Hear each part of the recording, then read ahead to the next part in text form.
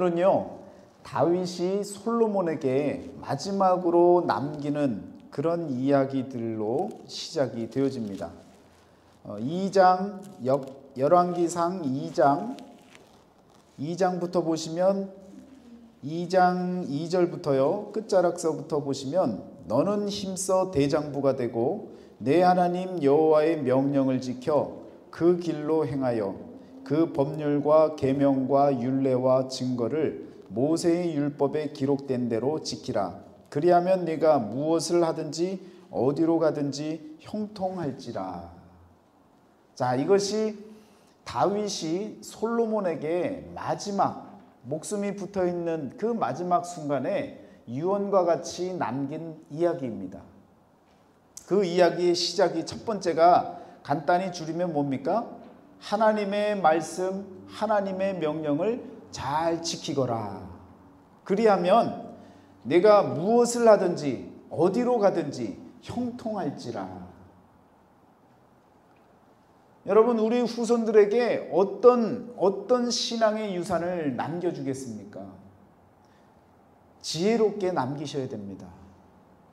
오늘 열왕기상에서 나타나는 다윗이 마지막 순간을 맞이하면서 자기 자식에게 솔로몬에게 남기는 이 지혜로운 요청이 어떤 것인지를 보시길 바랍니다. 첫 번째로 가장 중요하게 여겼던 것이 하나님의 말씀을 잘 지키라는 거예요. 하나님의 명령을 잘 지켜나가라는 거예요. 그리하면 내가 무엇을 하든지 또한 내가 어디로 가든지 형통할지라.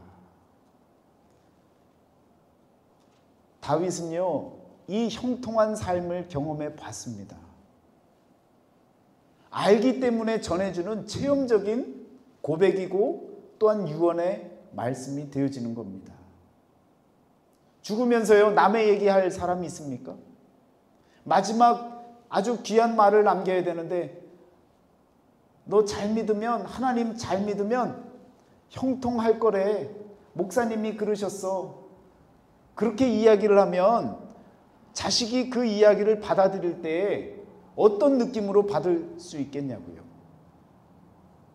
내가 경험하고 내가 체험했던 나의 신앙을 갖고 아들에게 딸에게 전해줄 때에 그 유언이 힘이 있는 것 아닙니까?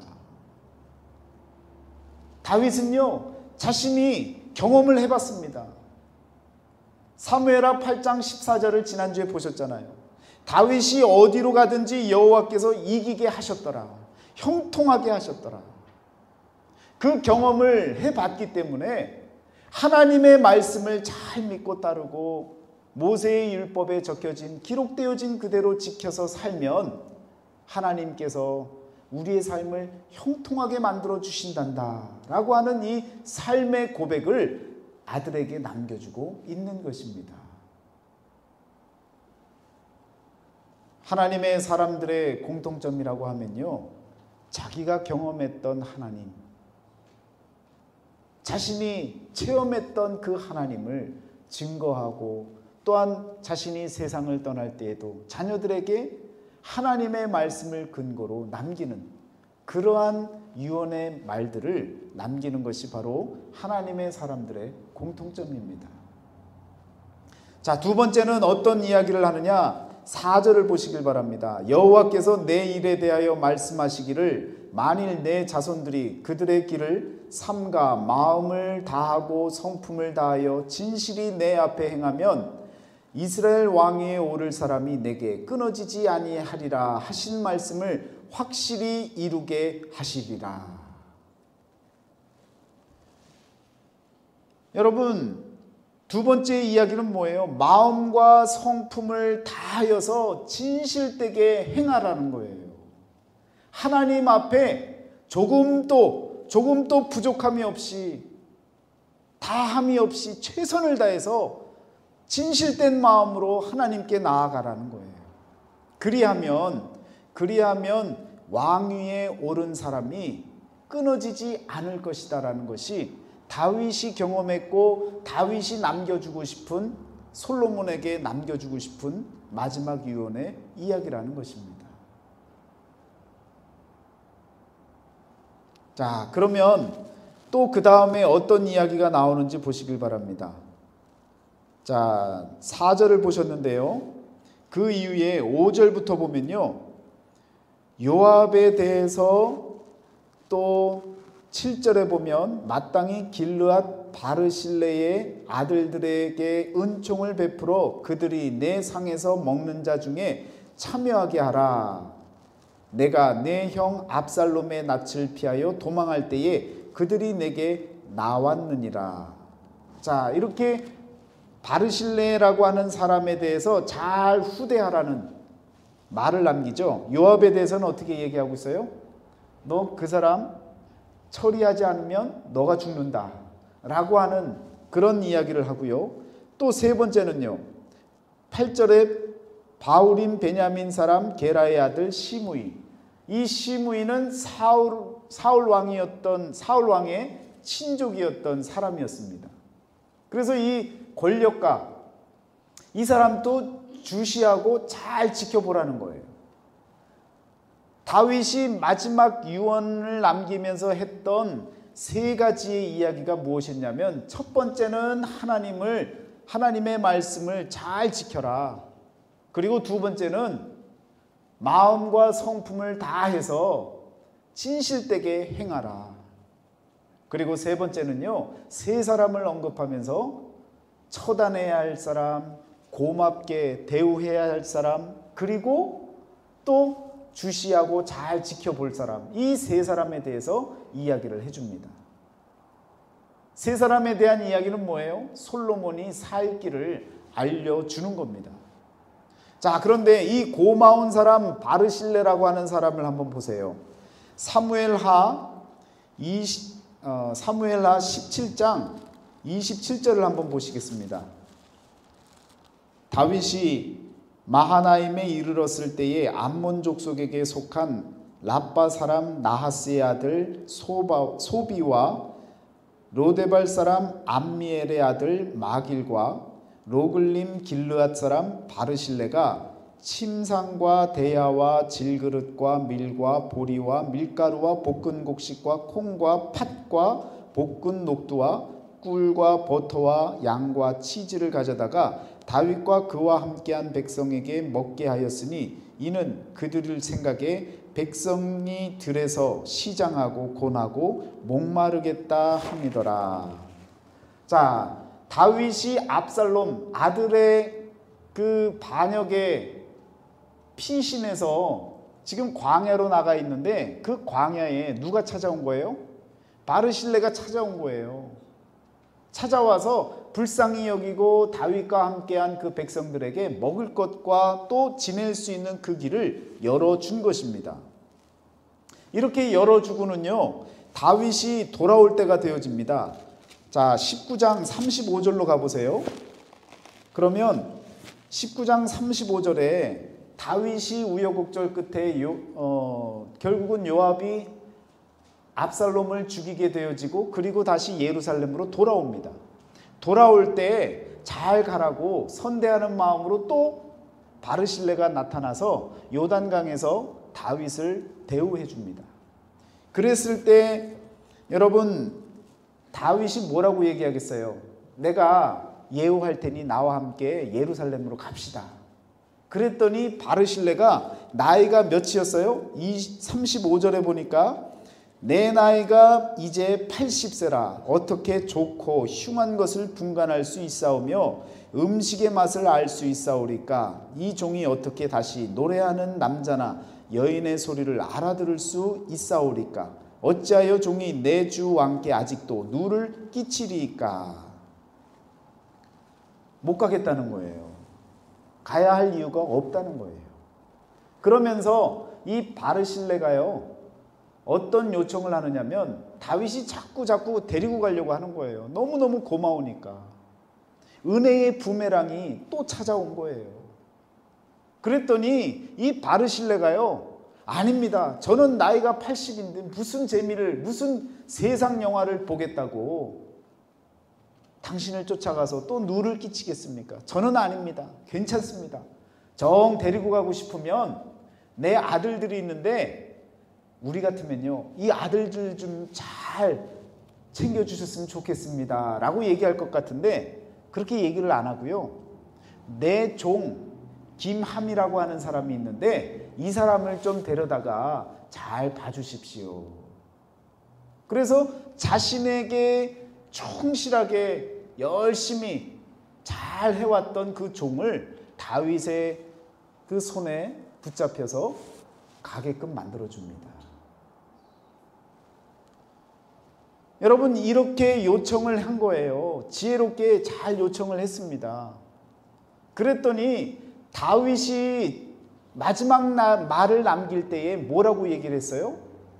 바실레의 아들들을 잘 선대하라는 거예요. 내가 힘들고 내가 지치고 내가 어려움에 곤경에 처했을 때 나를 도와줬던 그 사람이 다윗에게 떠오르는 거예요. 그래서 솔로몬 왕에게 바르실레의 아들들을 잘 섬겨주어라. 그들과 늘 상을 같이 할 만큼 잘 선대해 주어라.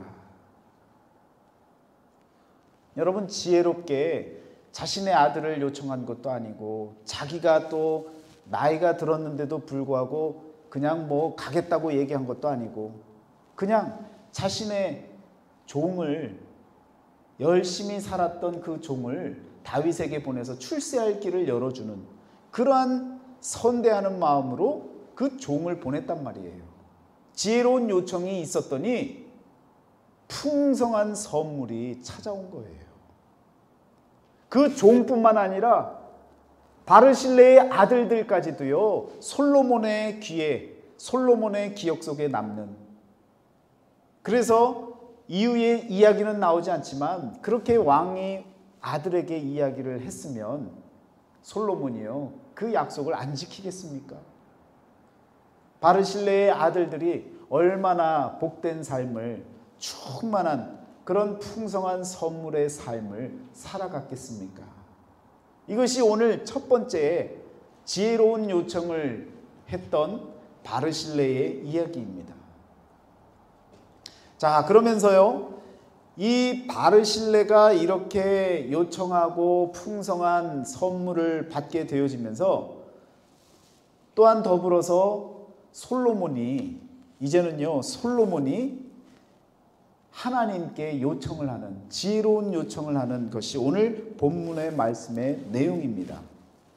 자, 하나님께서 묻지요. 내가 내게 무엇을 줄고 너는 구하라. 그랬더니 솔로몬이 꿈속에서 무엇이라고, 어떤 것을 구합니까? 단순하게 지혜를 구하는 것이 아니라 성경 말씀에는요, 듣는 마음을 구합니다. 이 듣는 마음이 어떤 마음이냐? 영어 성경에서는요, a discerning heart라고 하는 표현을 씁니다. 통찰력이 있는 마음, 무언가를 보면 꿰뚫어 알 수 있는 그 마음을 주시옵소서, 듣는 마음을 주옵소서라고 기도를 올려드립니다. 그런데 이렇게 기도를 올려드리는데 내가 무엇을 줄꼬? 라고 하나님께서 물었을 때에 솔로몬이요, 그냥 듣는 마음 주세요 하나님, 이렇게 이야기한 것이 아니라는 거예요. 본문 말씀에 뭐라고 이야기를 합니까? 첫 번째는요, 간단히 줄여서 이야기를 드리면 하나님의 크신 은혜를 인정을 합니다. 하나님께서 이와 같이 놀라운 은혜를 우리 아버지에게도 주셨고 또 저에게도 주신 것을 제가 압니다 라고 감사의 기도를 올려드리죠. 더불어서 종은 작은 아이라 라고 하는 표현을 씁니다. 솔로몬 스스로가 생각할 때 스스로 너무 작은 사람이라는 거예요. 그래서 하나님의 백성들을 다 이렇게 판결을 내려줄 수가 없다라는 거예요. 그래서 하나님, 저에게 듣는 마음을 주옵소서 라고 이렇게 요청을 하게 되어집니다. 솔로몬의 요청 가운데에는요, 개인의 부와 영화를 위한 개인적인 바람이 하나도 없었다는 것을 아셔야 됩니다. 하나님께서 솔로몬의 기도를 잘 들어주신 이유가 어디 있느냐? 바로 하나님의 공의, 하나님의 정의, 하나님의 나라를 구하는 그런 심정으로 하나님께 기도했기 때문에 그 기도에 응답이 되어지는 겁니다. 여러분, 기도하실 때 지혜롭게 기도하세요. 하나님, 돈 좀 주세요. 돈벼락 한번 맞아보게 돈 좀 주세요. 다 누구를 위한 기도겠어요? 나만을 위한 기도 아닙니까? 그런 기도가 아니라 솔로몬이 하나님께 아주 젠틀하게 요청했던 그 모습을 기억을 하세요. 하나님, 내 아버지를 있게 만드시고 또 내 아버지가 나에게 왕권을 물려줄 수 있도록 하나님이 역사하신 것 하나님밖에 없습니다. 위대하신 하나님을 찬양합니다. 그러나 저는 너무너무 어린 종입니다. 어린 아이입니다. 제가 어떻게 하나님의 백성들을 이끌고 나갈 수 있겠습니까? 하나님, 저에게 듣는 마음을 주옵소서. 이와 같이 고백하고 기도할 때에 하나님께서 솔로몬의 기도에 응답해 주셨다라는 것입니다. 아멘. 여러분, 이것이 기도의 방법이에요. 기도하는 자의 태도입니다. 내 것을 구하는 것이 아니라 하나님의 것을 구하고 하나님을 위해서, 공익을 위해서 그렇게 구할 때에 하나님은요, 공익을 구하고 하나님의 나라를 구하고 하나님의 의를 구하는 그 기도에 응답하실 뿐만 아니라 말씀에서 약속하신 것과 같이 이 모든 것을 너희에게 더하여 주시는 그런 은혜를 우리에게 허락해 주신다는 거예요. 아멘. 여러분, 욕심으로 기도하면 안 된다는 거예요. 탐욕으로 기도하면 안 된다는 거예요. 하나님 앞에 열정을 갖고 헌신하는 마음으로, 하나님을 인정하는 마음으로, 하나님을 절대적으로 믿는 그 믿음으로 하나님께 나아갈 때에 우리 하나님이 그 기도에 응답해 주신다는 것입니다. 아멘. 여러분, 그렇게 기도하시기를 축원합니다. 그랬더니 하나님께서 부어주시는 것이 무엇이었어요? 12절 말씀해 보니까 내가 내 말대로 하여 내게 지혜도 주시고 총명한 마음도 주시고 또 13절에 뭐도 주셔요? 부귀도 주시고 영화도 주시고, 잘 찾으시네요. 영광도 찾으시고 또 14절에 뭘 또 주셔요? 장수할 수 있는 그 비결도 주신다는 거죠. 그러니까 듣는 마음 하나를 요청했는데 하나님께서는 몇 가지를 주셨습니까? 5가지를 주셨어요. 5가지를 약속하시고 풍성한 선물을 허락해 주셨다는 것입니다. 자, 그러면 여러분 잠깐 다시 앞으로 가면요, 솔로몬이 꿈속에서 우리 하나님을 만나고 꿈속에서 이렇게 지혜롭게 요청을 하게 되어지는데 그 요청이 일어나게 된 이유가 어디 있습니까? 하나님이 그 꿈을 꾸게 만드신 이유가 어디 있어요? 솔로몬이 하나님께 1000번제를 드렸습니다. 그랬더니 하나님이 꿈에 나타나신 거예요. 자, 여기서 1000번제라고 하는 말, 이것 때문에요, 한국교회가 난리가 났었죠. 1000번제 어떻게 하는 겁니까?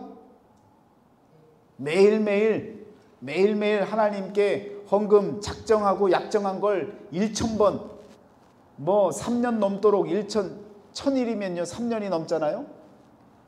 여러분, 그렇게 많은 시간을 약정하고 헌금하는 것을 1000번제를 드려서 하나님이 지혜를 주셨다라고 소원을 들어주신 하나님께 나아가려면 1000번제를 드려야 된다.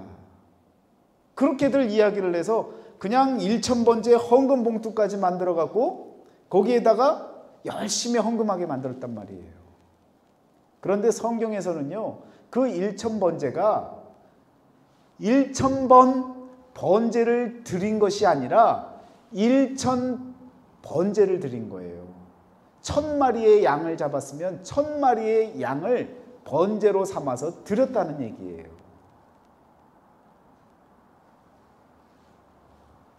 어마어마한 짐승을 잡아서, 그 많은 짐승을 잡아서 하나님께 올려드리고 정말 하나님을 신뢰하는 마음을 갖고 세상에 있는 양을 다 잡아다가 그렇게 드리고 하나님께 매달렸다는 얘기예요.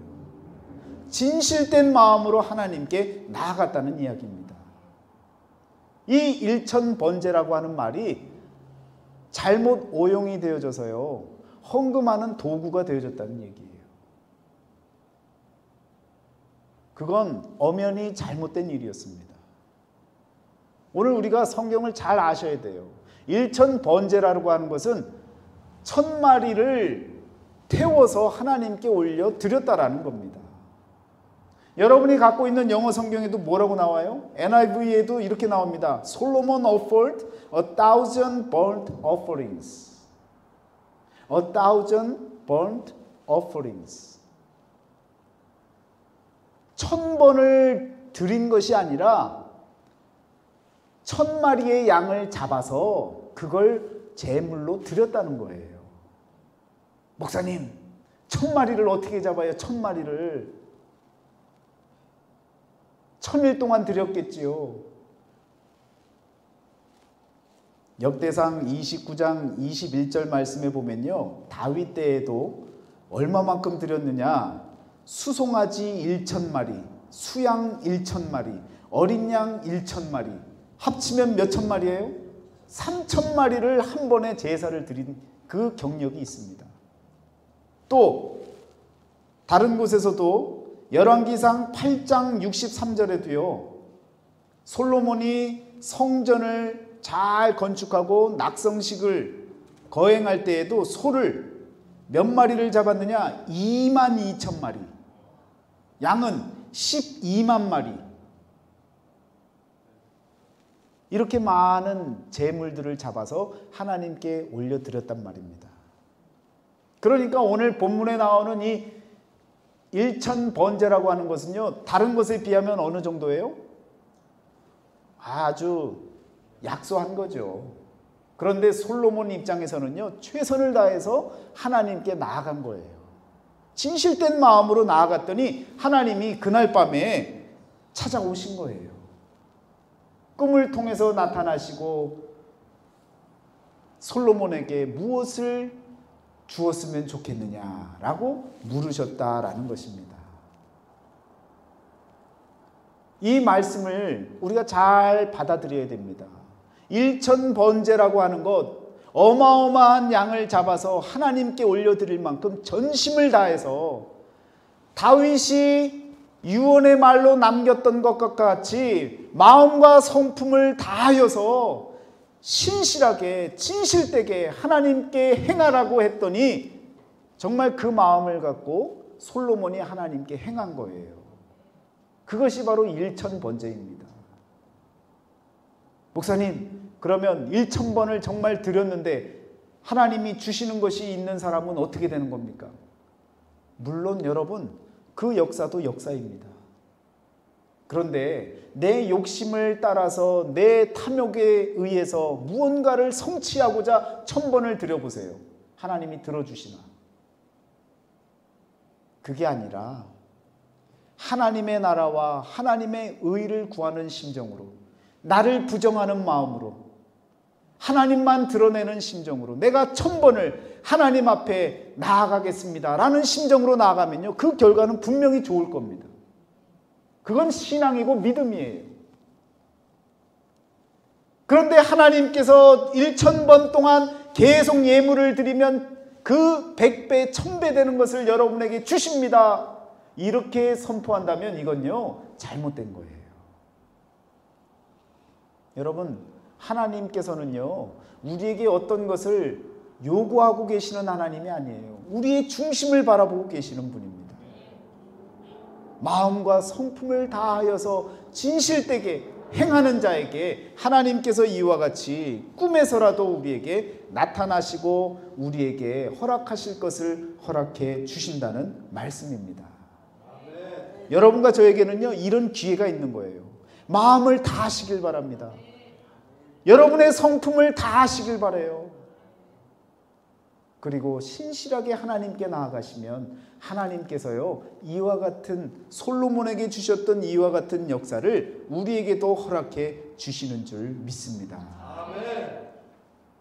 이런 신실한 마음, 이런 믿음의 마음을 갖고 나아갔던 그런 일들이 많이 성경에 나타나지 않습니까?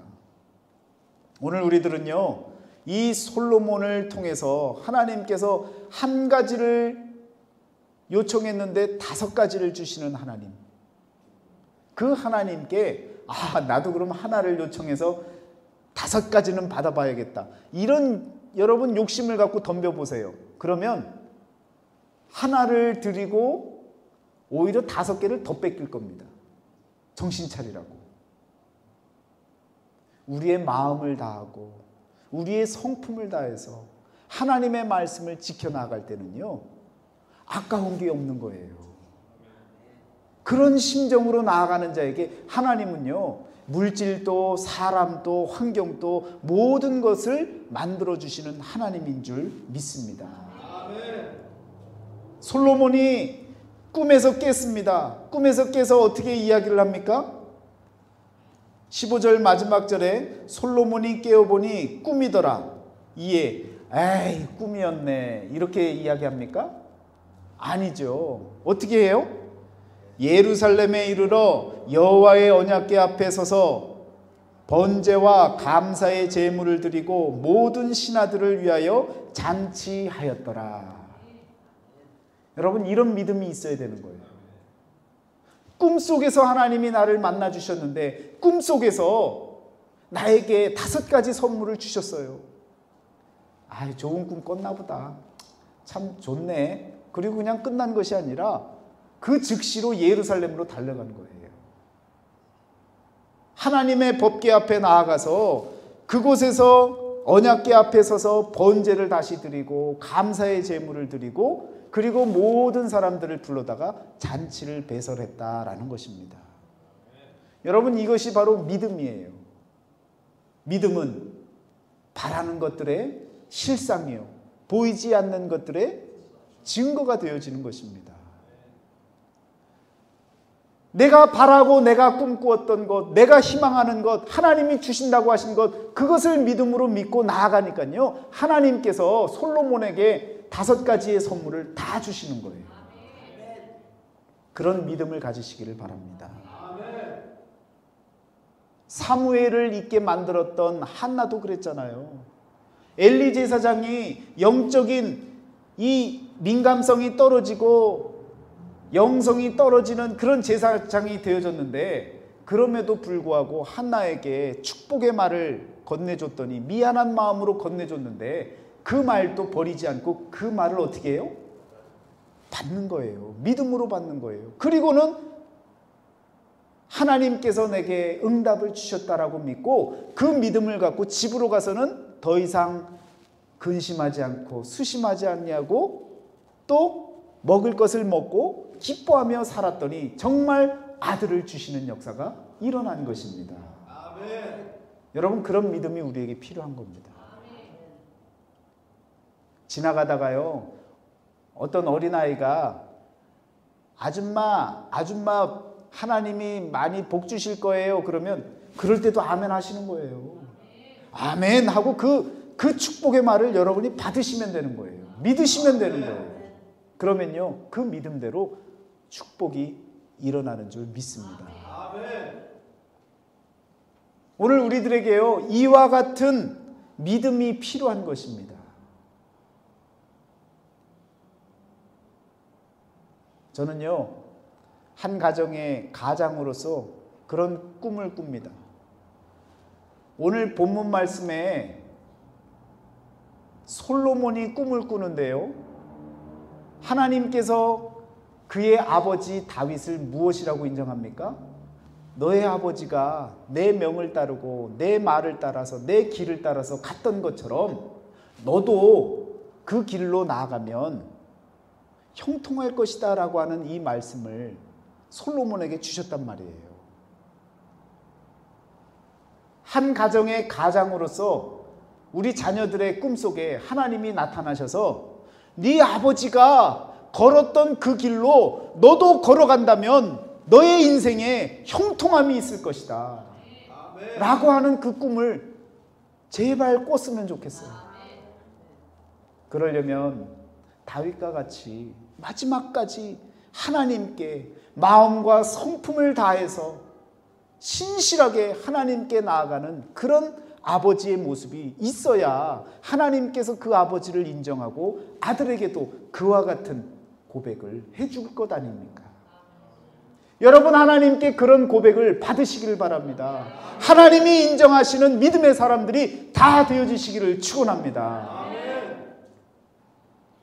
오늘 말씀을 통해서 우리는 지혜로운 요청을 해야겠다라는 마음을 들잖아요. 내가 어떻게 기도해야 되겠다, 하나님이 어떤 기도를 들어주시는구나 라고 하는 이 사실들을 깨닫지 않습니까?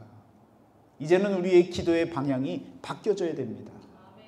나를 위하고 내 가정을 위하고 내 교회만을 위하는 그런 기도가 아니라 우리 모두 세상을 향해서 먼저 기도하고 거꾸로 조금씩 마지막에 내 기도를 할 수 있는 그런 마음의 믿음과 신앙이 주어져야 될 줄 믿습니다. 지혜로운 요청을 하나님께 올려드렸더니 하나님께서 다 들어주시고 더 많은 풍성한 선물로 허락해 주신 그 하나님을 우리가 믿기에 오늘 우리의 기도는요, 더욱더 지혜롭게 하나님의 나라와 그의 의를 구할 수 있는 믿음의 기도를 올려드리시기를 주의 이름으로 축원합니다.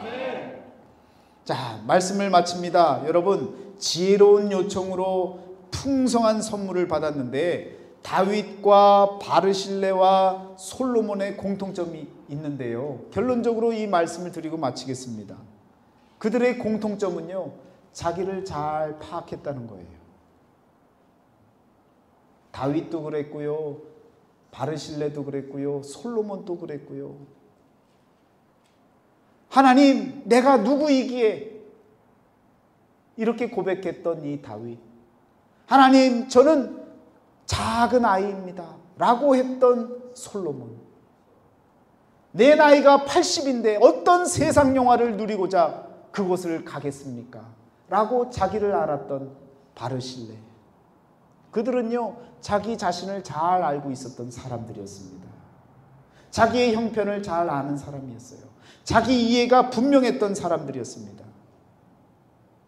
또 하나의 공통점이 있다면요, 그들은 어떤 선물을 염두에 두고 이야기하지 않았다는 거예요. 풍성한 선물을 분명히 나에게 주겠지라고 하는 어떤 속셈이 있는 그러한 표현을 하지 않았던 사람들이라는 거예요. 진실된 마음으로 자기를 이해했고, 그리고 하나님께 청할 것을, 내가 이 사역을 감당하는 데 반드시 필요한 것은 하나님을 위해서, 또 많은 사람들을 위해서 내게 필요한 것은 이것입니다 라고 하는 그 고백을 했다라는 것입니다. 여러분, 욕심을 갖고 내가 이렇게 기도하면 하나님이 이걸 주시겠지, 그렇게 기도하는 것만큼 미련한 일이 없는 겁니다. 오늘 지혜로운 기도, 지혜로운 요청의 방법을 잘 배우셨으면요, 우리의 마음과 성품을 다시금 나를 잘 하나님께 내려놓고 하나님께 모든 것을 맡길 수 있는 그런 신앙으로 먼저 바뀌어져야 된다라는 것입니다. 마지막으로 그들이 자기를 위해서 요청한 요청이 아니었다는 거예요. 하나님의 것, 또 모든 사람을 위한 것, 이 모든 것들이 나를 통해 이루어지기를 바라는 마음으로 하나님께 간구했다라는 것입니다. 여러분과 제가 그러한 지혜, 요청할 줄 아는 지혜로운 요청자가 되어지셔서 하나님이 허락해 주시는 풍성한 선물들을 다 누리시는 우리 모두의 가정이 되어지시기를 주의 이름으로 축원합니다. 함께 기도하시겠습니다.